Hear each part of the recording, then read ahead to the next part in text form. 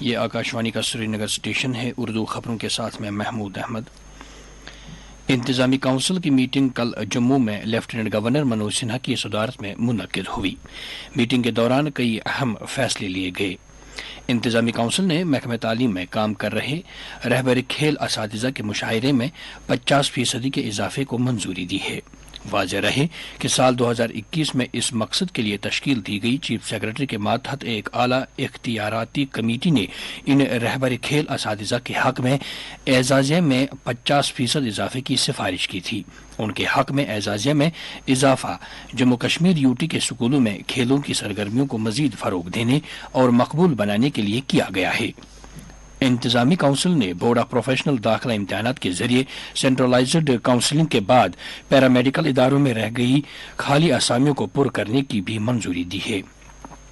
انتظامی کونسل نے NDPS act کے تحت جرائم کی سماعت کے لیے معاون عملہ اور انفراسٹرکچر کے ساتھ ساتھ اننت ناگ، بارامولہ، جموں، پلوامہ اور سری نگر کے اضلاع میں 5 خصوصی عدالتیں بنانے کی منظوری دی ہیں۔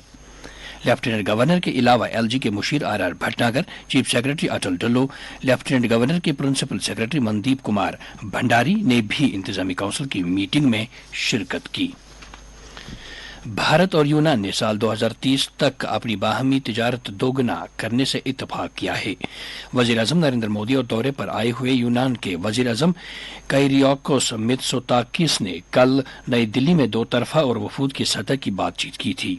میٹنگ کے دوران دونوں ملکوں نے مختلف معاملات پر تبادلہ خیال کیا اور خلا، دواسازی، جہاز رانی، مواصلات، دفاع، زراعت، بحری امور نیز فضائی رابطوں کے شعبوں میں تعاون بڑھانے کے اپنے عزم کا اظہار کیا۔ بھارت یونان تعلقات کی اہمیت کو اجاگر کرتے ہوئے وزیر اعظم نریندر مودی نے کہا کہ دہشت گردی سے نمٹنے میں بھارت اور یونان کی مشترکہ ترجیحات اور تشویش ہے اور دونوں ملکوں نے اس شعبے میں اپنے تعاون کو مزید مستحکم بنانے کے طور طریقوں پر تبادلہ خیال کیا۔ صحت اور طبی تعلیم کے سیکرٹری ڈاکٹر سعید عابد رشید شاہ نے کل ایک میٹنگ کی صدارت کے دوران Jammu Kashmir medical supplies corporation limited کے کام کاج کا جائزہ لیا۔ سیکرٹری صحت نے JKMSCL کے تمام اہلکاروں کو ہدایت دی کہ وہ پورے جموں کشمیر میں صحت کی دیکھ بھال کرنے والے اداروں کو بلا تعطل اور بروقت فراہمی کو یقینی بنانے کے لیے ایک مشن موڈ میں کام کریں، خاص طور پر ضروری ادویات کی فہرست کے تحت ادویات کی دستیابی کو یقینی بنائیں۔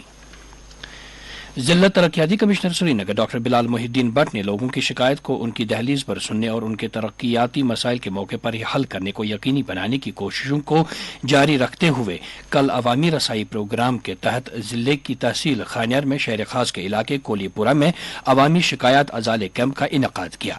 کیمپ کے دوران عوامی وفود، مقامی مسجد انتظامیہ کمیٹیوں اور لوگوں کی بڑی تعداد نے ضلع ترقیاتی کمشنر سری نگر کے سامنے مختلف ترقیاتی مسائل پیش کیے، جن میں پینے کے پانی کی فراہمی میں اضافہ، نکاسی آب اور سیوریج کے نیٹ ورک کو مضبوط کرنا، گلیوں اور نالوں کی مرمت، سڑکوں کو چوڑا اور میگڈمائزیشن، برائی نمبل کی ترقی، پانی کے فوارے اور اسٹریٹ لائٹس کو فعال بنانا، پاور کے بنیادی ڈھانچے کی اپ گریڈیشن، ڈل جھیل کے اندرونی حصوں میں صفائی کے اقدامات اور دیگر امور شامل ہیں۔ ضلع ترقیاتی کمشنر نے عوام کی شکایت اور مطالبات کو سننے کے بعد شکایت ازالہ کیمپ کے دوران موجود متعلقہ ضلعی افسران سے موقع پر ہی جواب طلب کیا۔ رواں ماہ کے 24 اور 25 تاریخ کو کلگام ضلع میں ونٹر کارنیول کا اہتمام کیا جا رہا ہے۔ یہ ونٹر کارنیول ضلع انتظامیہ کلگام اور سیاحت محکمے کے مشترکہ اشتراک سے کیا جا رہا ہے۔ اس ونٹر کارنیول کا مقصد ضلع کے اہربل اور دیگر صحت افزا مقامات کی طرف زیادہ سے زیادہ سیاحوں کو راغب کرنا ہے۔ وادی کے مشہور سیاحتی مقام گلمرگ میں کل سے کھیلو انڈیا کے تحت سرمائی کھیلوں کے 4تھے ایڈیشن کا ایک شاندار تقریب کے ساتھ آغاز ہو گیا۔ افتتاحی تقریب پر لیفٹیننٹ گورنر منوج سنہا نے شرکت کی۔ سری نگر جموں قومی شاہراہ آج 4تھے روز بھی گاڑیوں کی آمد رفت کے لیے بند ہے۔ شاہراہ پر رامبن اور بانہال سیکٹروں میں پسیاں گر آنے کی وجہ سے گاڑیوں کی آمد رفت بند کر دی گئی ہے۔ البتہ متعلقہ حکام شاہراہ پر سے پسیاں صاف کرنے میں لگے ہوئے ہیں۔